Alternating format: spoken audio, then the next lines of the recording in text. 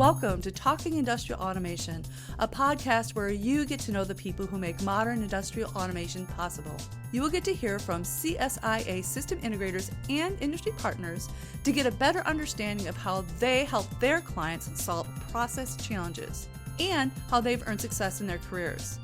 Along the way, we will touch on system integration best practices, technology, trends, and challenges.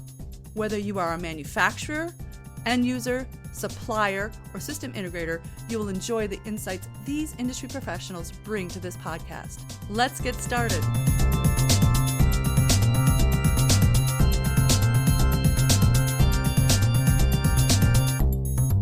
Hi, my name is Lisa Richter, the host of Talking Industrial Automation, a podcast where you get to know the people who make modern industrial automation and processing possible. In today's episode, we're talking industrial automation with Nicole Bojic, who is founder and CEO of ILLI Agency, where her work is focused on connecting B2B brands and their buyers, helping companies move beyond data to see the complete picture of their customers' needs, motivations, and challenges. Nicole has built her career at the intersection of marketing, commercial strategy, and deep buyer psychology, partnering with brands to transform how they understand and connect with the people they are trying to reach. Her client work spans some well-known names in industrial automation and global business, including Siemens, American Express, Genentech, and Takeda. Beyond client work, ILLI is pioneering a new approach to B2B that combines emotional understanding with the functional insight, challenging the assumption that data alone is enough to win a buyer's trust. These days, her work focuses on how brands can get found before the RFQ, how to earn trust, and why the best technology can lose to the one the buyer actually understands. Nicole, welcome to the podcast. So great to be here. Thanks, Lisa, for having me. Okay. Did you choose a career in industrial and B2B marketing, or did it choose you? I would like to think that it chose me, really. I have an older brother. Growing up, he was deaf. He was actually born deaf. And for much of his life, I was his translator and his interpreter. But at age 13, he got a cochlear implant. So I would say that this was really, from a very early age, my first experience of humans at the intersection of technology. And this was really kind of core to who I was growing up. But I had this profound experience when he got his cochlear implant. I remember the first day after his surgery, we were sitting in the living room with my mom, and the windows were open and we had some vertical blinds. They started clapping against each other. And he looked at my mom and I and he said, "What is that sound?" But he couldn't connect the sound to the source. And really, this was an aha moment for me. And I realized that hearing a thing and understanding it can really be two completely different events. And that's really shaped everything I've done ever since and who I've become. So I would say, while I haven't set out for industrial necessarily, I did set out to work with people who are brilliant and clear in their own minds, but they're often misread by everyone else. And it turns out that technical buyers, engineers, those in manufacturing and automation, this is a lot of the world that they live in day to day. So happy to be here. And it's definitely ingrained in who I am. How do you describe what you do to somebody outside the industry? The dinner party version, I think we can go with first. But you know when you hear from someone that's so brilliant and they can explain something, but you're still walking away asking, what the hell did they just say? And I think my job is really to fix that for companies with the customers who are really deciding whether they're going to win, whether they're going to move forward with their solution. And so that's why our tagline at ILLI is really bridging brands and buyers. I would say the sharper version is the one that you described earlier, and the one that probably many of your listeners will recognize. But we really sit at the intersection of the marketing organization, commercial, and product. And I think a lot of companies are running those functions in siloed rooms and not by choice. But the buyer does fall into the space in between all of those three functions. And I think part of our job is really to close that distance. So we really do it, three moves. Strategy is really our go-to-market thinking, really helping brands understand their buyers' fears, wants, and motivations, and not just what we assume about them. Story is our second phase, where we're focusing on positioning. So what's the message that's really going to bridge that brand value proposition that you're bringing to market with how the buyers need information in order to move? And then scale is really about meeting them where they are.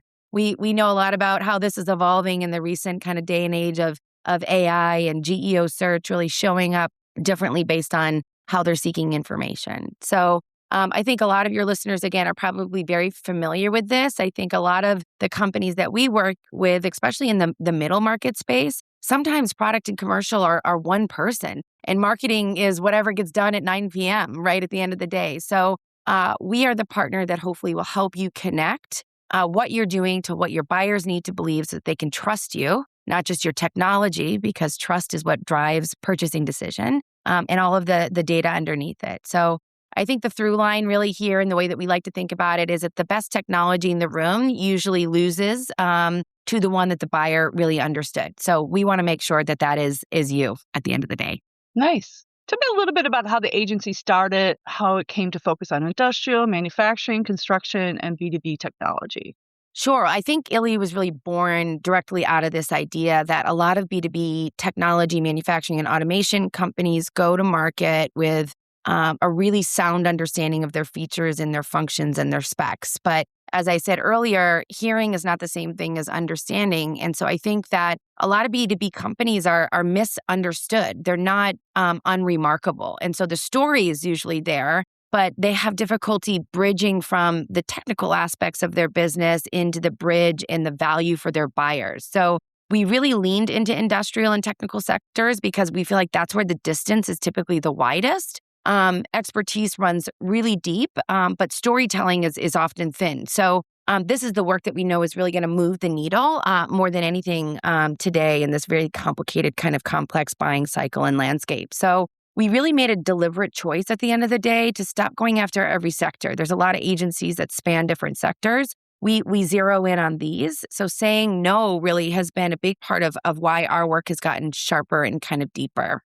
We have a whole methodology around this, and we've spent really years, what I would say, Lisa, doing the boring work probably, or the unglamorous work. And we spent probably the better part of 6 or 7 years scrubbing hundreds of interviews that we've done with our customers and their customers to really understand the patterns underneath what they were saying were really driving decisions, their motivations, and a lot of the fears that they had in their buying decisions that they were rarely saying out loud. So a lot of companies kind of think in terms of personas.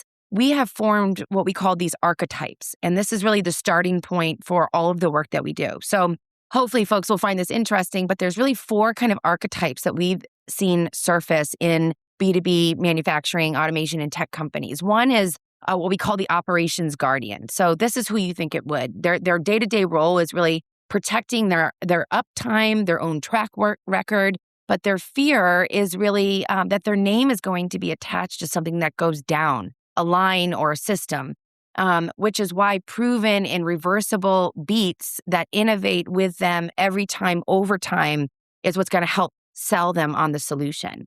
But the technical modernizer, the second archetype, is really trying to drag organizations into the future. They want to be looked at as that kind of innovation champion. But their fear kind of cuts both ways. Falling behind if it sits still, right? Your organization is sitting still. We're not moving fast enough. We're not cutting edge. But personally backing the wrong horse if the move that they make flops. So that is something that we have to make sure that we address. And of course, the third being the regulatory protector. I think we all know these folks, and we certainly are very grateful for them. They're living and dying for a clean audit, making sure that you're getting FDA clearance or whatever it is, depending what industry you're in. But what keeps them up is finding out that whatever lands on their desk is now a personal liability that and a risk to the business they were never able to get fixed. And then finally, the last archetype is what we call the business builder. They really own the number. They own building the business case up to the board and making sure that they can tell that number story in terms of value. So what they fear is really that the investment that they're making in the business is not going to pay back, that the targets they set are going to miss, and really what a visible miss does to their shot at their next role. So I think at the end of the day, we're not trying to reinvent some of the great frameworks that exist. A lot of the clients that we work with are using Gartner and Forrester. Those are tried and true. What they haven't done is map these emotional drivers and motivators and really understanding the fear of their buyers alongside some of the great journey mapping and kind of jobs to be done research that they've done. So, yeah, makes a lot of sense. Totally.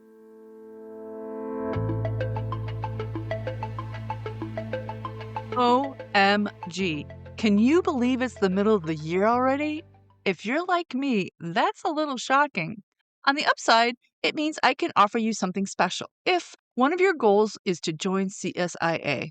And why wouldn't you? This global community has so much to offer SIs, from best practices to certification to professional development, and even access to professional services experts, including insurance, financial, and legal, who understand the SI's unique business needs. For vendors, CSIA offers an ecosystem to grow your SI programs, understand your customers' pain points, monitor industry trends, and share your expertise. Best of all, CSIA is a soft place to land. And by that, I mean it's a community of like minded people who are willing to share, commiserate, and celebrate your wins, your losses, and your vision. So, what are you waiting for? Oh, wait, you're probably waiting for my special offer. Here it is. For the months of July and August, membership dues and all Industrial Automation Exchange upgrades and packages are half price. And no, this is not half off like I am crazy Jimmy yelling, "Everything must go!" It's really just because CSIA prorates its dues, but boy, that lacks excitement, doesn't it? To find out more, visit www.controlsys.org/shine. Let's do this.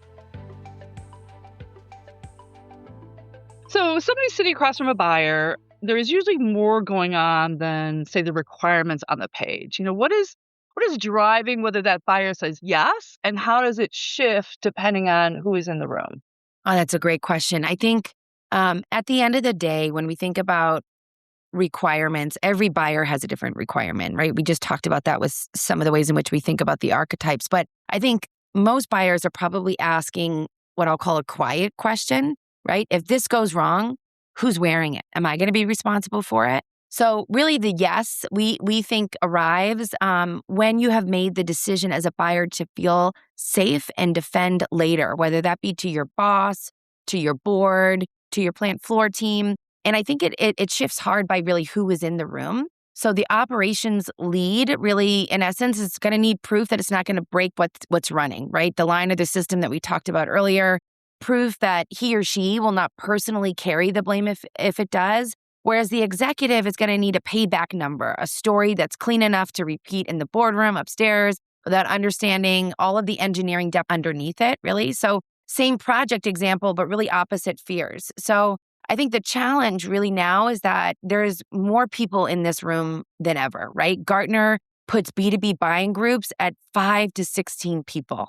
And that's roughly 3/4 of them in a room where they're trying to reconcile internal conflict that's happening because all of these folks are out there gathering their own information, bringing it back and trying to reconcile that collectively and then build confidence on a decision. That's really, really hard. So I think, the folks in the room who can help folks agree and drive that consensus rather than selling to the loudest voice is going to ultimately be the one that wins. Yeah, that's smart. So, without naming names, tell us about a client problem that was super tough to crack and how you worked through it with them. Hmm.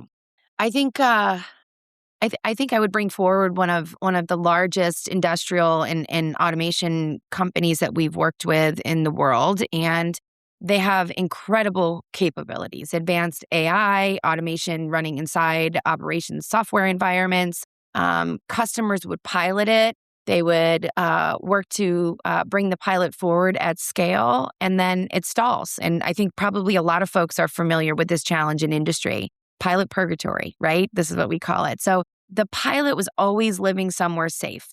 In the data and the IT layer where nothing on the plant floor was on the line, and scaling meant crossing into the OT layer, right? Into live production. And that's a difficult bridge to make, IT to OT. So inside the company, the assumed fix for customers was that they needed more proof, a better demo, cleaner ROI models, more data.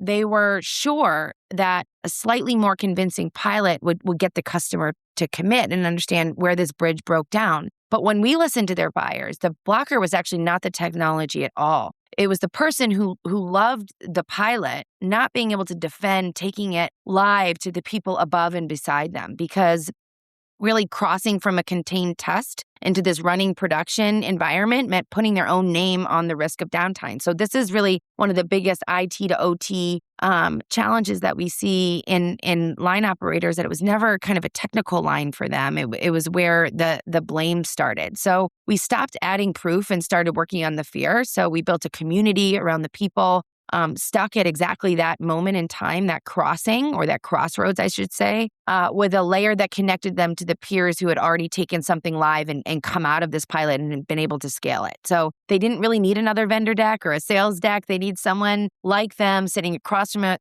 the table that they could have a conversation with about real successes and failures and what that meant to keeping their job. And so I think the turn was really the same, and AI and automation really reframed around what the buyer was risking instead of what the technology could do. And that's what really started to help this client's customers move the line past the pilot.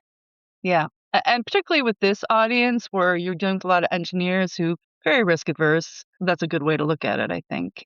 So when it comes to marketing, it feels intuitive that we should focus on the specs, like you mentioned, the data, this is the business case, blah, blah, blah. But sometimes leading with those capabilities and the spec sheet, it can work against you, right? Yeah, and I think this is probably one of the most difficult things for most companies in the space to overcome. We are so steeped in the technology and what sits behind that, in the architecture, that we really lean into capabilities, but we expect that our buyer can translate those capabilities and features into what they care about. And at the end of the day, most of them cannot or will not, and they just don't have the time. We know this all in our day-to-day lives. We're all incredibly busy. So you've handed them homework, essentially. And what they do often is they hand it right to a competitor who is going to kind of analyze and pit the pros and cons of your solution against theirs. So I think capabilities in general often sound the same, even if we as a brand think that they sound different. So when everyone is listing the same platforms, the same certifications, et cetera, that using the same industry speak, right? The list stops setting you apart, and the buyers start to fall back on price, which is not where we want them. So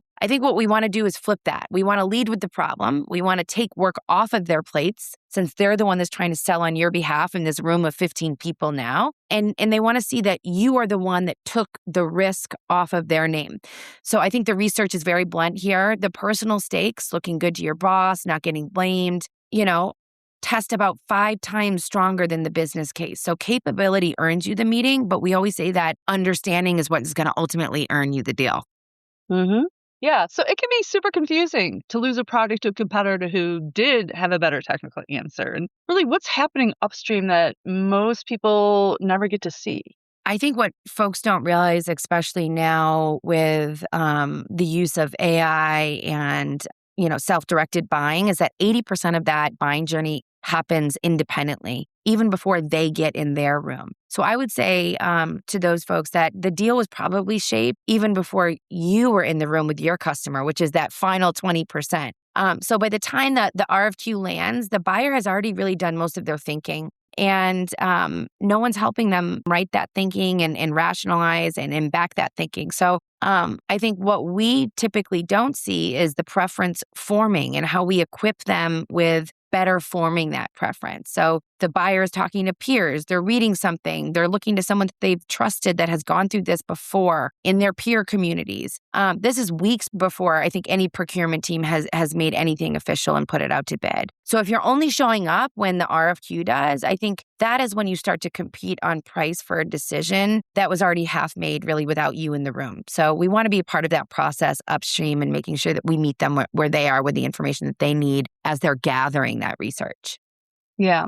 For me personally, I see this show up a lot in people wanting attribution models and wanting to tie like every deal to like the last touch, or, they saw us on LinkedIn. That must be, we should pour all our money into LinkedIn. And I think it's so much more nuanced and complicated, and it's a journey. It's a journey, right? People are hearing about you over here and then hearing about you over there and blah, blah, blah, blah, blah. So as you're saying, a lot of that's happening outside of maybe even your control to a certain extent, and being where people are listening and talking may not be measurable, but clearly is influencing the decision, right? Absolutely. And I think, we've seen how that has shifted first and foremost into AI in the past couple of years. So AI also exists outside of manufacturing and automation, and it's definitely something that's kind of tip of the spear in the marketing world right now too as well.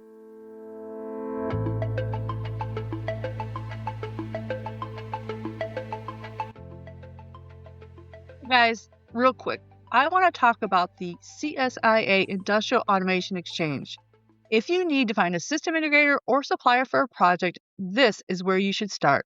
You can search by industry, specialty, territory, certifications, then compare companies side by side. It's a great way to streamline and jumpstart your search. Now, if you are an SI or a vendor, this is also good for you. Why? Because search has gotten weird. AI generated answers, zero-click results. A lot of people are getting their answers and moving on without ever landing on your website. That means you need to show up where your buyers are. And that is exactly what a industry specific directory like the Exchange does for you. Look, I admit that no one really knows how to get into AI search results, or even frankly, if it will matter long term or short term. But I do know that preliminary research suggests that industry directories and review platforms are more likely to be cited by AI tools.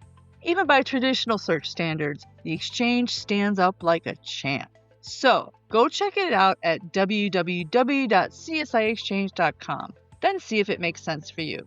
See you on the interwebs.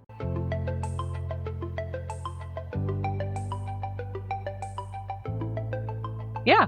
So talk a little bit more about that, how AI has changed how buyers are looking for and find companies to work with. Yeah, I think to your point, there's a lot of information available across a lot of different sources. But what AI has allowed us to do is bring all of that into a single-sided and trusted source, or a perceived trusted source. So it really is changing who builds the shortlist, right? The buyer used to skim 10 different websites, LinkedIn communities, click on an ad, talk to a peer or an ex-customer. And now this assistant is handing them 3 names that are on the short list with all of the reasons attached to why this is the best choice for what they're looking for. And if you're not in that answer, you're not on the list. And I think they never know that you were in the running to begin with. So I think what a lot of companies are struggling with right now is that they're writing their brand value proposition for themselves based on what they want to be putting out into the market. But really, the way that we need to be thinking about the evolution of content today is writing content that responds to the way your buyers are specifically asking those questions. And then that yields a very different kind of content output, right? It's probably not a LinkedIn ad. Maybe it's an FAQ or a listicle that gets picked up because it's trusted, or it's a cited source in a podcast interview like we're having today, Lisa, where, AI is crawling for interview transcripts. So all of these things really support the way you show up in search.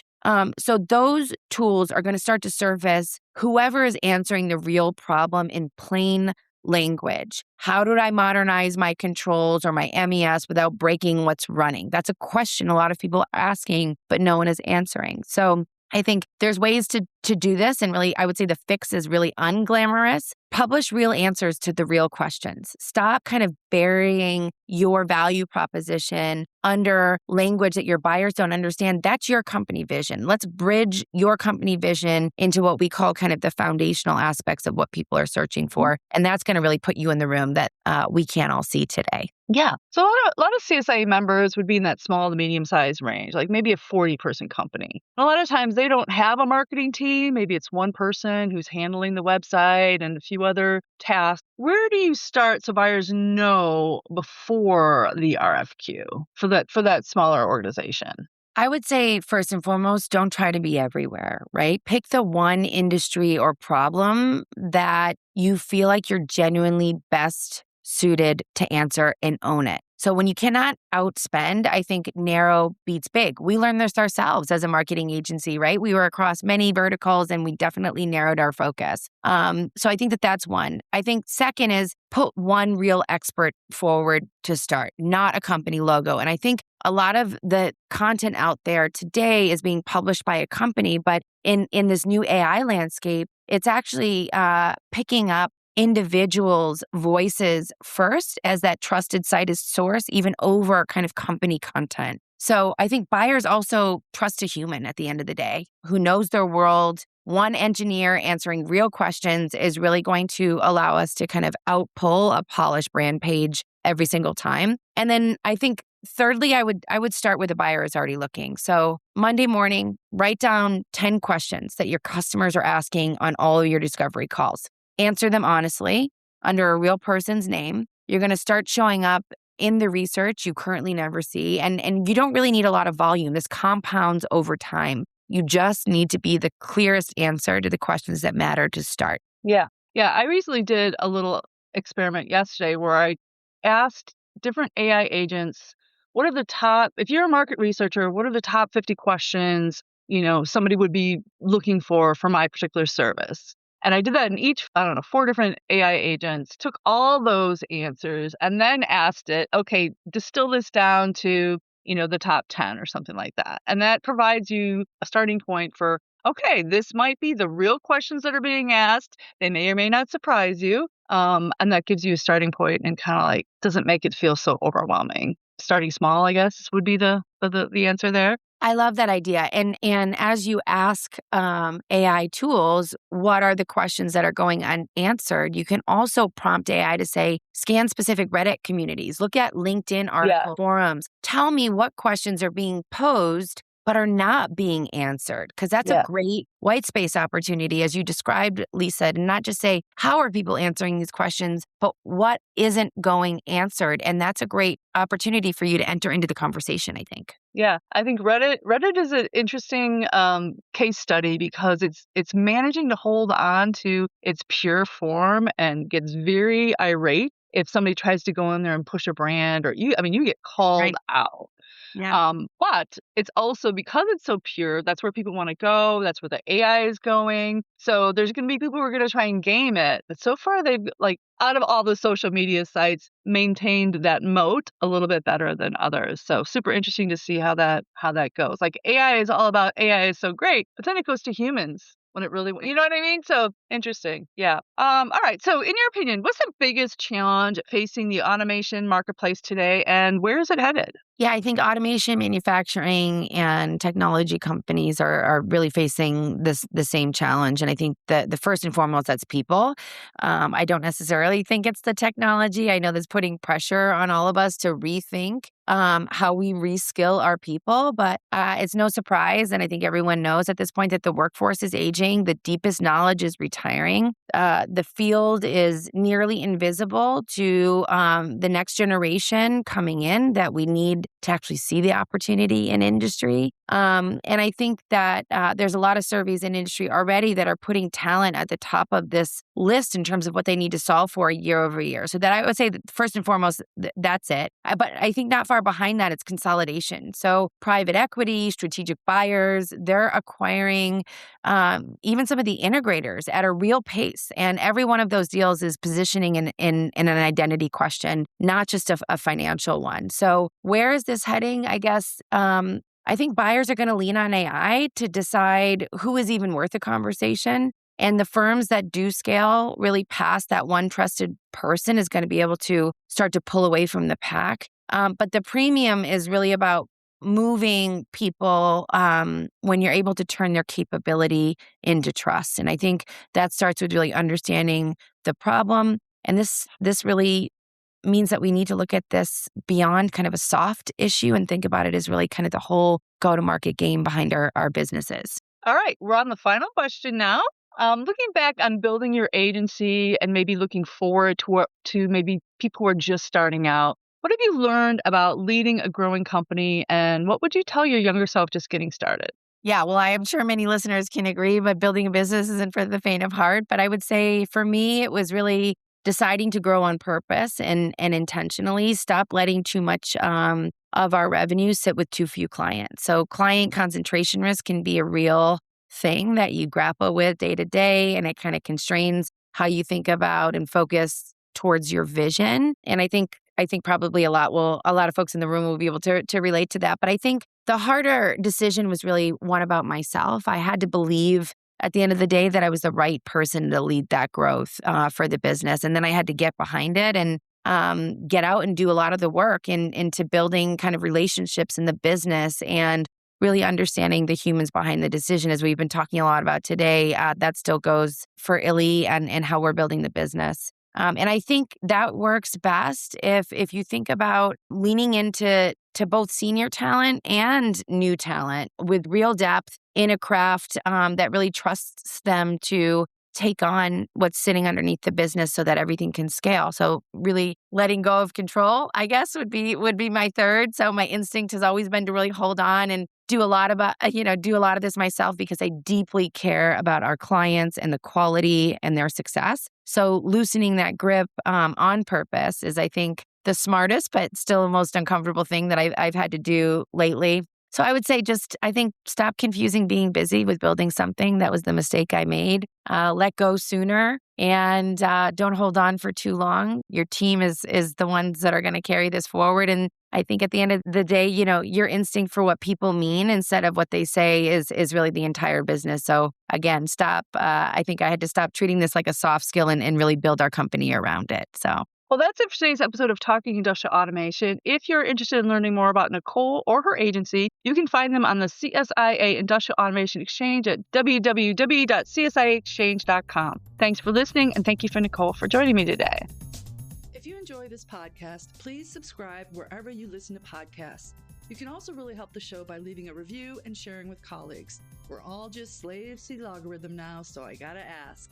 Thanks for listening to the Talking Industrial Automation podcast. Thanks also to bensound.com and Wistia for the music bumpers. Until next time.